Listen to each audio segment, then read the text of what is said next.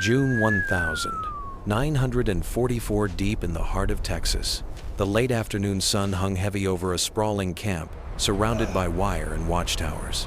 Smoke curled into the sky from a row of makeshift pits, carrying the unmistakable aroma of meat, slowly roasting over open flames. The sound of sizzling fat mixed with bursts of laughter and the faint chords of a guitar drifting through the warm air. Behind the fence, a young German prisoner stood frozen, his face pressed to the mesh, his senses overwhelmed. For years, he had survived on scraps of dark bread and watery soup. Now before his eyes, guards and civilians alike carved thick slabs of brisket, pulled apart ribs glistening with sauce, and handed out plates piled higher than anything he had known since childhood. He could barely comprehend it. The video title might suggest German women prisoners of war, but the reality is not what most imagine. The truth is more unsettling and far more fascinating. Few women were ever captured. Instead, over 4,000,000 German soldiers, battle-hardened veterans from North Africa and Europe, found themselves shipped across the Atlantic and placed in American camps. What they encountered there shattered the image they carried of their enemy. This story is not simply about food.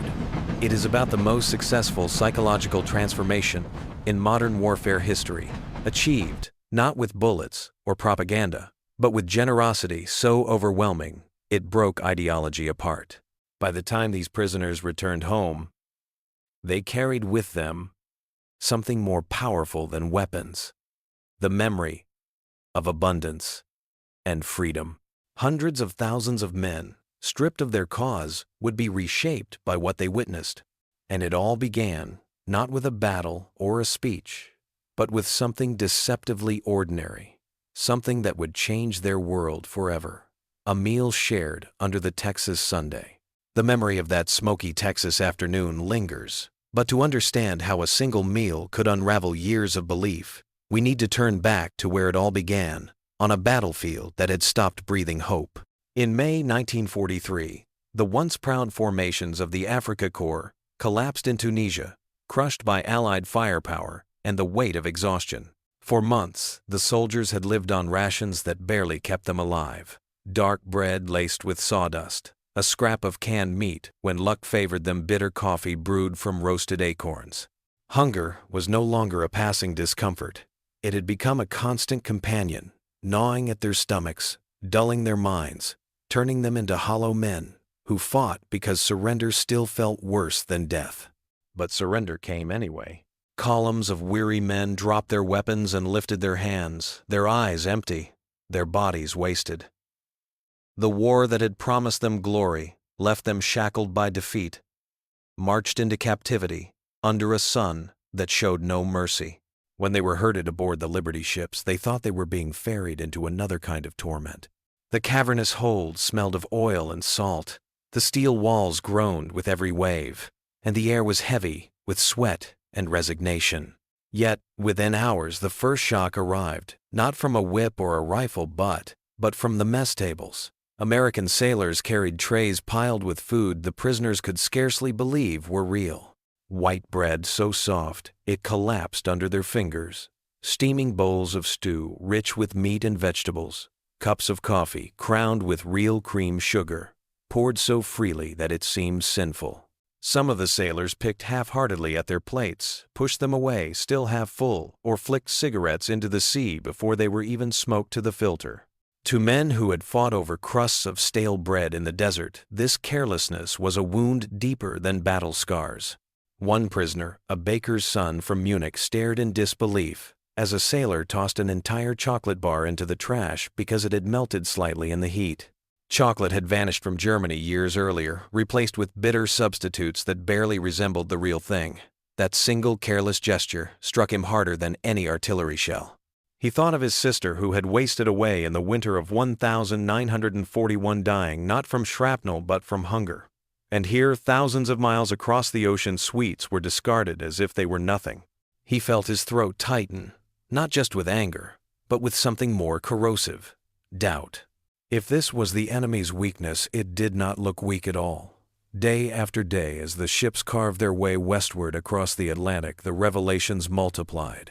He watched sailors break open cans of fruit, the syrup spilling across their hands as they laughed, not caring if half of it slid to the floor. He watched them drink cup after cup of strong coffee, then pour the leftovers over the railing as if such luxuries had no value. At night, when the prisoners lay on their bunks in the stifling dark, the images haunted them. How could a nation waste what Germany could not even dream of having?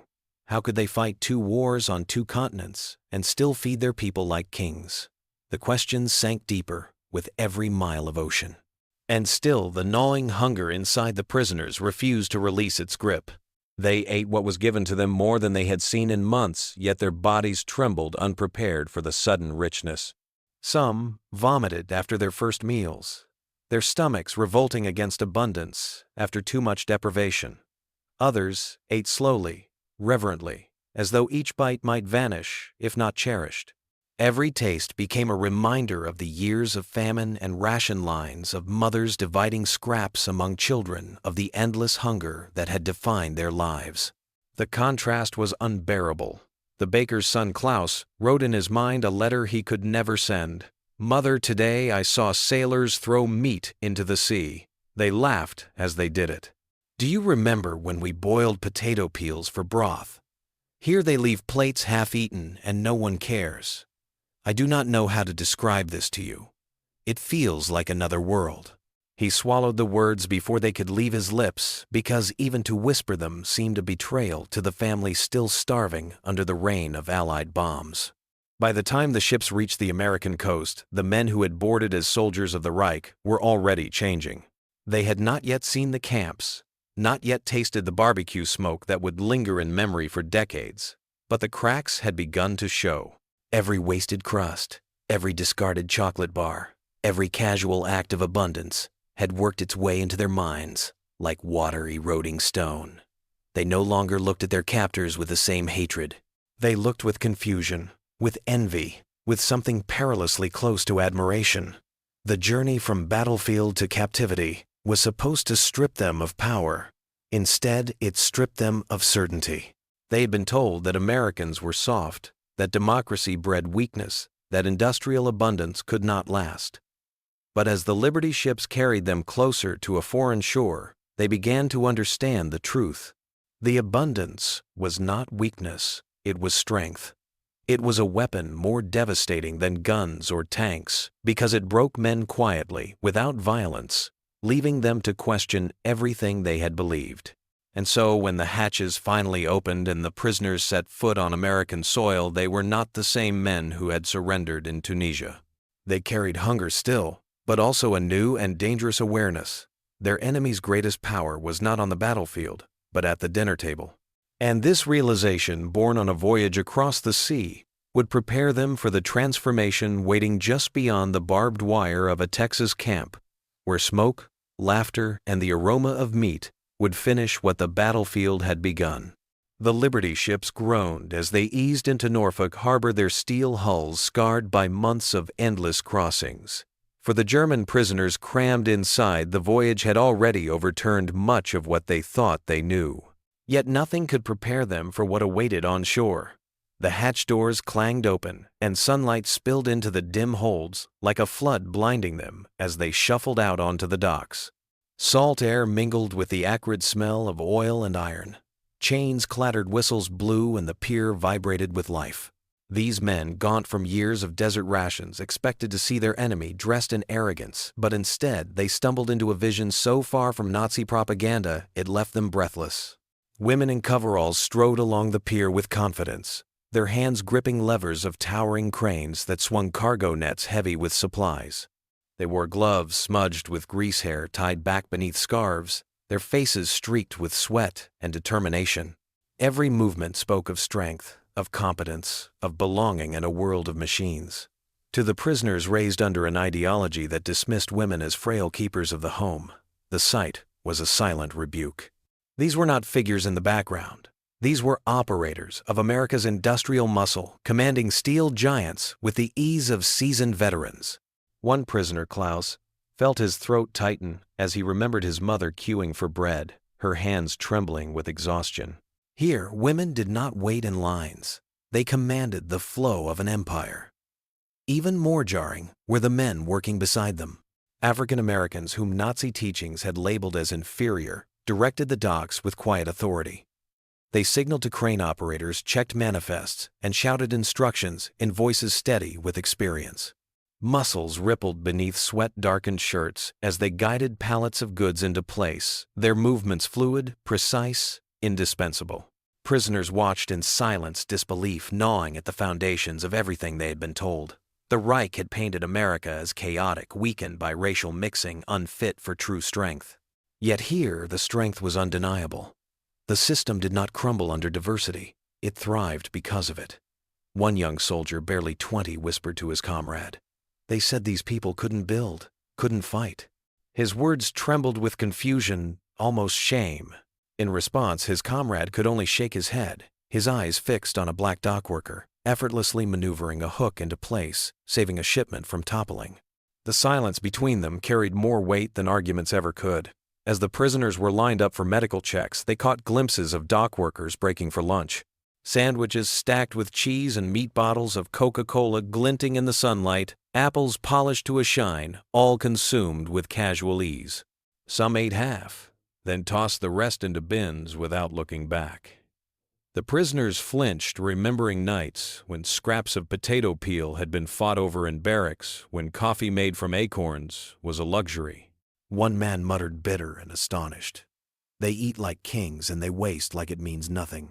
His voice cracked not with anger alone, but with despair, as if the reality of his homeland's struggle collapsed under the weight of such plenty. For Klaus, the baker's son, the contradictions piled higher with each passing moment. He saw African-American men working alongside white women, laughter exchanged as they coordinated the massive cranes. He saw guards treating workers with respect, even casual friendliness, not the brutal hierarchy he had been taught to expect. And he thought of the posters he had seen back in Germany, images of America portrayed as degenerate, collapsing under its own decadence. Standing on that pier, the lies of those posters shriveled under the blaze of reality. This was not weakness. This was strength built from difference, strength that radiated from every crane, every crate, every worker moving with confidence and purpose. The medical inspection only deepened the dissonance. American doctors bent over the prisoners with professional precision recording weights, examining swollen gums, noting the hollow eyes of men starved by war. They spoke without malice, their voices clipped but steady. Some even offered brief words of comfort through interpreters. One officer remarked that scurvy and beriberi diseases the prisoners carried in their bones had long been eradicated in America. The implication hung in the air like thunder. What Germany still endured, America had conquered years ago. And so the prisoners, weak and ragged, were processed, not as trophies of conquest, but as men to be catalogued, cared for, and fed. When trays of food were handed out, meat, vegetables, white bread, soft as clouds, many trembled, unsure if they dared believe this was real. Some vomited again from the richness, their bodies rebelling against the sudden flood of calories. Yet the message had been delivered more powerfully than any speech here. Even captives would eat better than many families in their homeland. As they were marched toward waiting trains, the camp-bound Germans looked back at the harbor one last time. The cranes swung like clockwork giants. The workers shouted and laughed. The smell of lunch still hung in the air. It was more than a dock. It was the embodiment of an idea their ideology could not explain. They had been told democracy was fragile, that racial mixing brought decay, that women working outside the home signaled collapse. But their first steps on American soil whispered another truth. This society was not collapsing, it was rising. It was stronger because it defied the boundaries the Reich clung to. For Klaus, that realization was both liberating and terrifying. He thought of the Texas barbecue he had glimpsed, the laughter that seemed impossible for a nation at war. He thought of his family still rationing turnips under a sky filled with Allied bombers. His heart ached with guilt, with envy, with something new, admiration he dared not voice. With every mile inland as the train carried him deeper into the American heartland, the questions burned hotter. If this was the enemy, what had they been fighting for? And so the journey continued. But the foundation of belief was already cracking. The moment they set foot on American soil, the prisoners realized that the war was not just about armies or territory.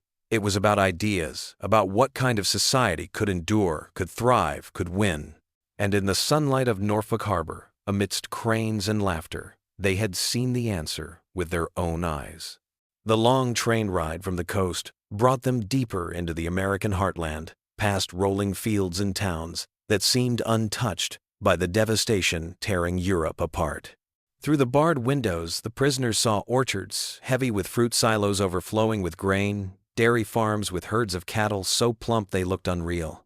It was as if abundance grew naturally from the soil here, as if hunger had never been born on this land. For men who had grown used to scarcity, the sight was almost cruel. They pressed their faces to the glass, silent, each one carrying the same thought: this world did not resemble anything they had left behind. When they finally marched through the gates of their new home, Camp Swift in Texas, the shock deepened. The barracks stood in neat rows, sturdy wooden buildings with electric lights that flickered on with the flip of a switch. Hot water flowed from taps, steam rising in showers that hissed like a luxury hotel.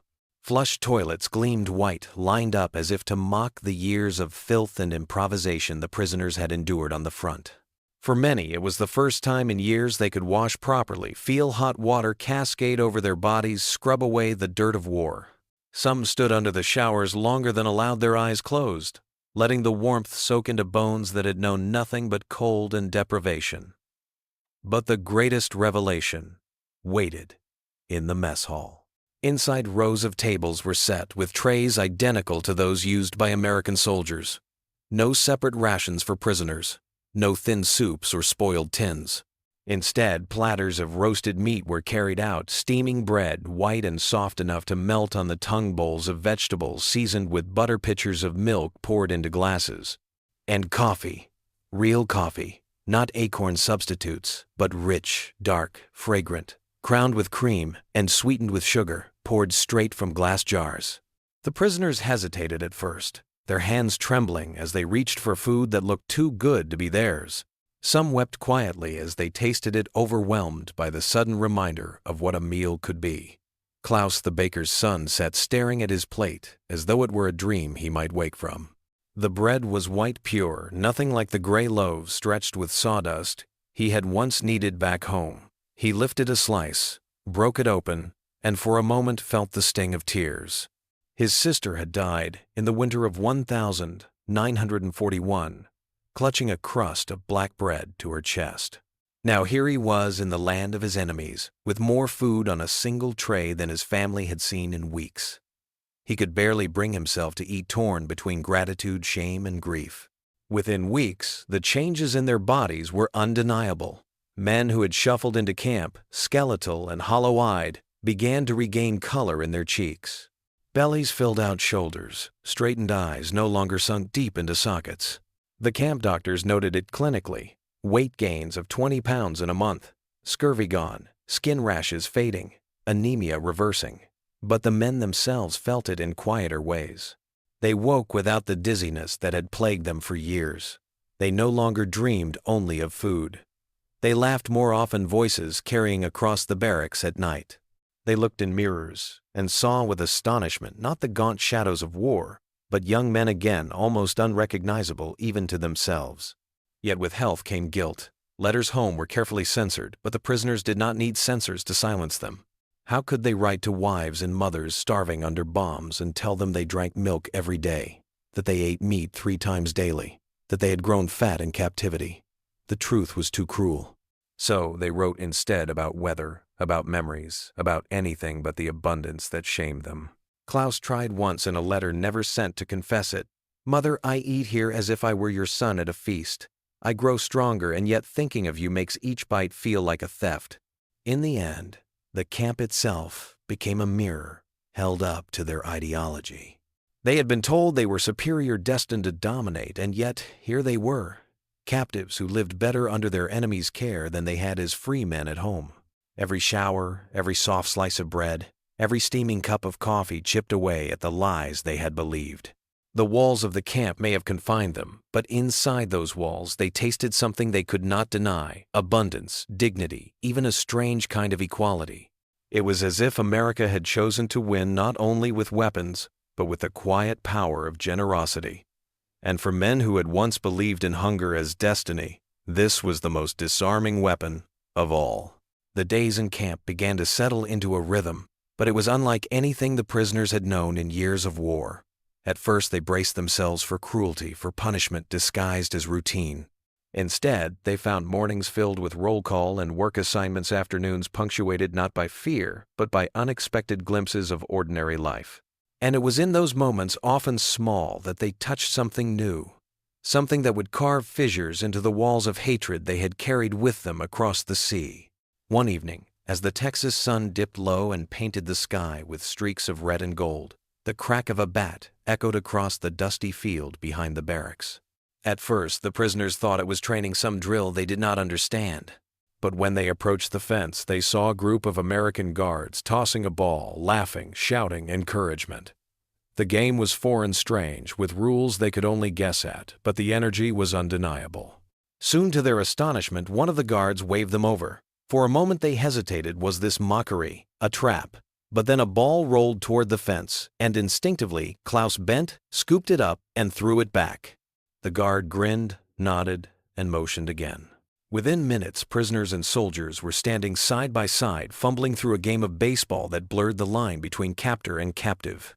Laughter broke out when a prisoner swung wildly and missed the bat spinning from his hands. But the laughter was not cruel. It was shared warmth, the kind of sound that filled empty places in the heart. Men who had been enemies days before clapped one another on the back, shouted instructions in broken English and German, and chased after fly balls together beneath the falling light. Klaus found himself running the bases, the dust kicking up around his boots, his chest heaving not from fear, but from exertion, from something dangerously close to joy. For the first time since he had laid down his rifle, he felt human again. The music came next. In the mess hall on Sunday evenings, an old piano stood near the corner, its keys worn from years of use. One night, an American soldier began to play his fingers, weaving simple melodies that drifted through the hall like smoke. A hush fell. Then voices rose first, humming, then singing. Some of the songs were American-spirited and unfamiliar. But then the soldier, with a knowing smile, shifted into a German folk tune. The prisoners froze, unsure if this was mockery. But as the notes unfolded tender and precise, something broke inside them. They sang. Softly at first, then louder voices blending across the divide. German prisoners and American guards joined in a chorus that defied war itself. Klaus felt his throat tighten, the melody carrying him back to his childhood kitchen, where his mother had once hummed the same tune while kneading bread. He wiped his eyes, quickly ashamed of his tears, but when he looked around he saw Americans and Germans alike brushing cheeks with their sleeves.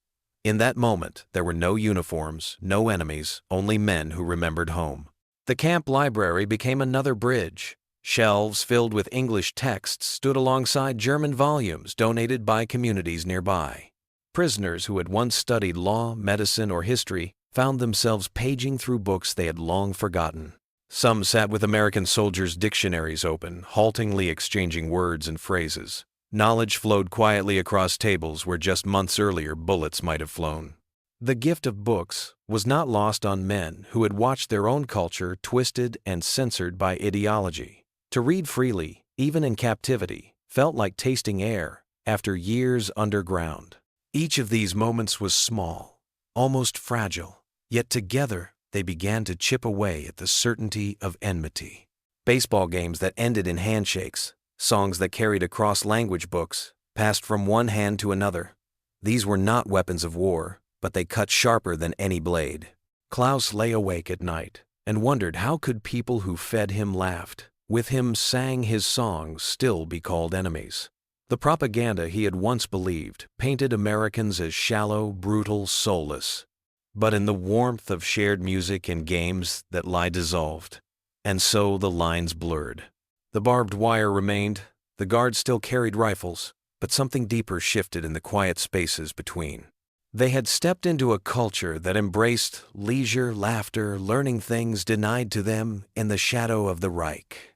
It was their first true contact with America, not through the barrel of a gun, but through the rhythm of a bat against a ball, the echo of familiar songs, the whisper of turning pages. And in those simple exchanges, they realized that the most dangerous thing their captors possessed was not their weapons or their wealth, but their humanity. The invitation came like a whisper, carried through the camp. A local community would be hosting a gathering, and the German prisoners would be allowed to attend. At first, no one believed it. Captives, dining with civilians, sharing a meal with the very people whose sons had fallen on distant battlefields. It seemed impossible, perhaps even a cruel trick. Yet when the day arrived, the gates opened and guards gestured for them to follow. They walked under the wide Texas sky past fields, shimmering in the summer heat, until the scent reached them: smoke, wood, and meat. It hung in the air, thick and sweet, drifting on the breeze like an invitation from another world. They entered a clearing where fires had been stoked since dawn. Massive steel drums had been converted into smokers, their lids lifting to reveal briskets the size of helmets. Ribs lined across grates, like piano keys, pork shoulders, glistening with fat that dripped and hissed onto glowing coals. Clouds of hickory smoke curled upward, staining the sky with perfume that clung to their clothes, their hair, their very skin. For men whose last true meal had been years ago, it was dizzying. Some closed their eyes and inhaled deeply, as if the smell itself could feed them. Klaus stood at the edge of the gathering, torn between wonder and disbelief. He had grown up in Munich, where a festival meant boiled sausages and dark bread, scarce even in peacetime. This was no festival. This was abundance paraded without shame. American farmers and their wives moved among the pits, with the ease of ritual tending fires, basting meat, testing temperatures, with patience born of generations. It felt less like cooking, and more like worship, a devotion to time, smoke, and flavor. Each brisket, each rack of ribs was treated with care he had never seen given to food in Germany. And then came the moment that struck hardest. Women and children, smiling, carrying plates piled high with meat, walked straight toward the prisoners. A little girl no older than 8 offered Klaus a slice of brisket on a paper plate, her eyes wide with curiosity but not fear. Behind her, women ladled coleslaw heavy with cream-scooped beans, sweetened with molasses, and stacked cornbread still steaming from the oven. They served the enemy with the same kindness they gave their neighbors, as though the war had dissolved the moment the meal began. Klaus felt his chest tighten, his hand trembling as he took the plate. He had been taught that Americans would despise him, humiliate him, starve him. Instead, a child had just fed him more generously than he had fed his own sister in years. The first bite was unbearable in its perfection. Brisket so tender it yielded to his fork edges, ringed with pink smoke, crusted with spices that crackled on his tongue. He chewed slowly, eyes stinging, tasting not just meat, but the staggering truth of abundance. Around him, his comrades devoured ribs that fell from the bone, pork, pulled into strands that glistened with juices, sauces ranging from sharp vinegar to sweet tomato poured freely across the tables. Condiments flowed like rivers, each one offering choice freedom of taste. In Germany, such extravagance was unimaginable. Here, it was casual, expected. The shock did not end with the food.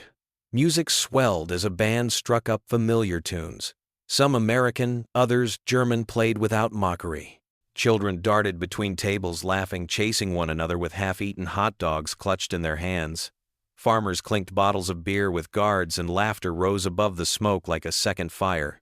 The prisoners sat among them, not shunned, not spat upon, but welcomed into the rhythm of a community that treated them less like enemies and more like reluctant guests. Every smile, every handshake, every plate, offered by a woman who might have lost her own son, carved deeper into the fragile walls of hatred. For Klaus, the guilt was unbearable. He remembered his mother in their tiny kitchen stretching turnip soup across 3 nights, counting sugar cubes like treasure. He remembered his sister's hollow face fading away while the Reich promised victory. And here in Texas, children tossed aside half-eaten desserts, women brought pies stuffed with apples and peaches, ice cream melted in bowls because there was simply too much to eat.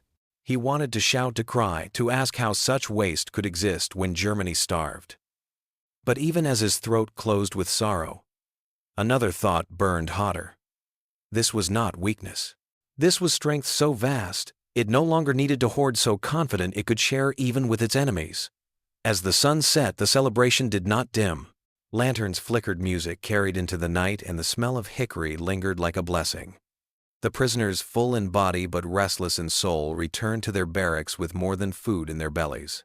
They carried a new burden, the knowledge that America's true power was not only its weapons or factories, but the casual generosity that turned abundance into a weapon sharper than steel. For men who had believed in conquest, it was the cruelest revelation of all that their enemy's greatest strength was not in taking but in sharing. The echoes of that barbecue did not fade when the fires died down or when the last rib bone was tossed aside. For the prisoners, it lingered like smoke in the lungs, seeping into memory, shaping thoughts they dared not voice aloud. What they had tasted was more than meat and sugar and coffee. It was a glimpse into another world, one that stood in defiance of everything they had been taught.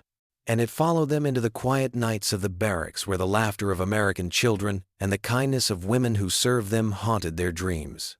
Klaus often lay awake, staring at the ceiling, replaying the image of a little girl pressing a plate into his hands. He could not escape the memory, nor could he reconcile it with the image of America painted by Nazi propaganda, corrupt, degenerate, collapsing under its own contradictions. Instead, what he had seen was order, strength, generosity so casual it was terrifying. He thought of his sister who had died of hunger in Munich, and the thought gnawed at him with unbearable cruelty. How could he ever tell his mother that he had eaten like a king in captivity while she starved under the weight of war? Letters became their only way to bridge the abyss between captivity and home. But each word was shadowed by fear of the censor's pen. Klaus would sit for hours, the stub of a pencil in his hand, struggling to craft sentences that spoke of his well-being without betraying the fullness of his belly or the warmth of his bunk. "Mother, I am healthy," he would write, his heart pounding with guilt. "They treat us fairly." But how could he describe the endless coffee, the milk poured into glass without ration cards, the chocolate bars stacked casually in the camp canteen? To confess such things felt like betrayal, like flaunting paradise to those trapped in hell. One prisoner, braver or more reckless than the rest, tried honesty. Hans Müller, captured in Tunisia, wrote to his wife, "My beloved Greta the First, am well fed here, beyond imagination. The Americans have more food than they know what to do with. I understand now why they fight so confidently. They are protecting paradise while we defended a lie." The letter never reached her. The censors intercepted it, the words deemed too dangerous to cross the ocean.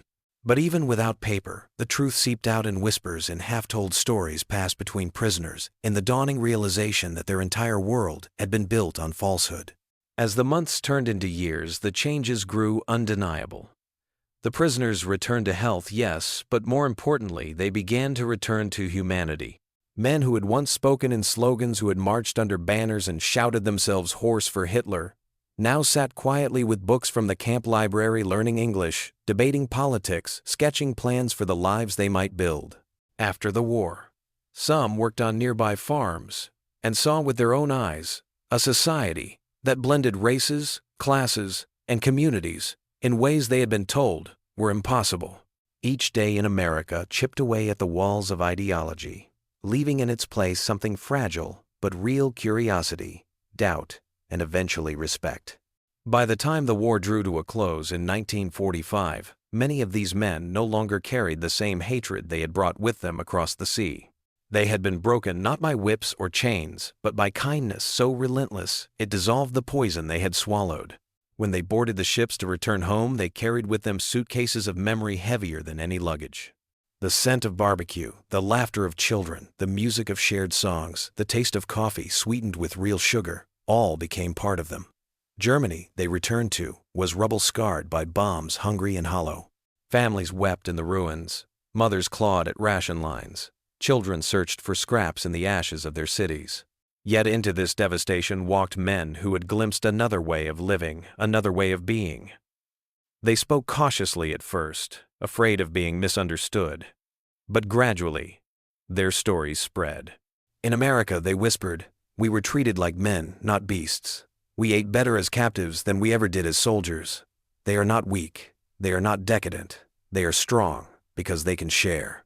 These memories became seeds planted in scorched soil.